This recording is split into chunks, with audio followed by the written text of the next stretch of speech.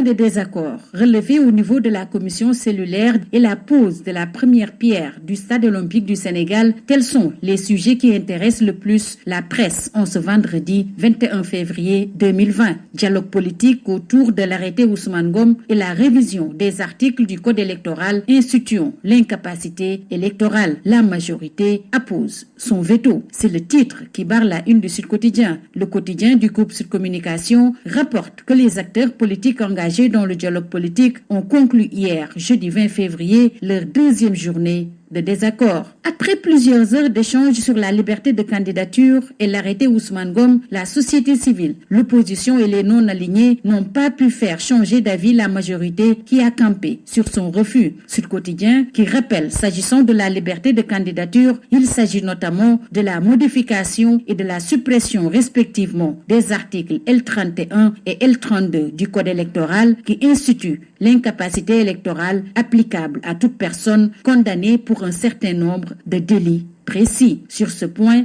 et sur celui relatif à l'arrêté Ousmane Ngom, la majorité a opposé un niet catégorique. Ce qui pousse nos confrères de l'avenue Bourguiba à se demander si les concertations au sein de la commission cellulaire sur le dialogue politique vont-elles droit vers une impasse. Pour Djibril Ning du GRADEC, ces désaccords ne présagent pas un succès du dialogue politique. Les Échos titrent sur le dialogue politique s'enlisent, échanges musclés et constats de blocage. Des opposants dont Déthié Fall se défoulent sur Benoît Sambou et Maître Ousmane Seye, soulignent les Échos. Et Benoît Sambou, intraitable, martèle. C'est une perte de temps que de vouloir discuter de certaines questions, notamment l'arrêté Ousmane Ngom. Ce dernier qui, d'après Réumi Quotidien, défend mordicus l'arrêté qui porte son nom. Arrêté Ousmane Ngom, écrit Réumi Quotidien. Il y a problème au Sénégal, estime 24 heures, qui relève entre autres la détention, la chasse aux comploteurs, en somme, un peuple sevré de débat conclu. 24 heures.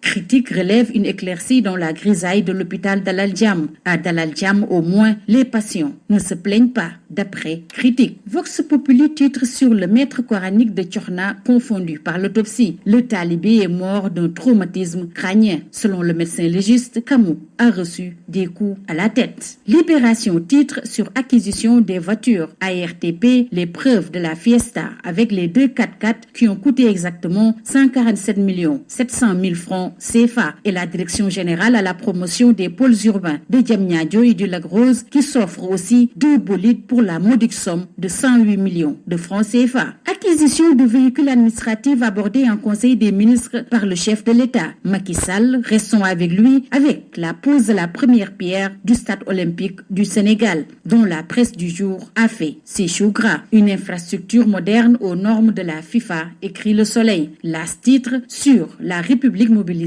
folklore à gogo. C'est dans une ambiance digne de soirée de campagne électorale que le chef de l'État a procédé à cette pose de première pierre, souligne Las qui rapporte que Macky presse l'entrepreneur. Je te donne rendez-vous le 20 août 2021. Fin de citation. Ce stade n'a rien à envier au stade de France, estime Vox Populi, et voit grand place de titrer sur le Spartak Moscou reproduit à Diamniadio avec 150 milliards de francs CFA, 50 000 places, des loges présidentielles et VIP et une tribune presse de 1500 sièges. Macky exige des médailles au JOJ d'après l'enquête qui révèle que le président de la République va organiser la CAN dans les 4 ans à venir. Les Lions pourraient recevoir le Congo dans ce stade olympique du Sénégal selon Stade, le quotidien du sport. Restons avec entre méforme et convalescence chez les cadres, alerte dans la tanière avant Guinée-Bissau avec Gana Gueye notamment soucis causés par 2 blessures et Krépin Diatta touché aux adducteurs. Terminons par Sunu Lamb. Papa Sow cite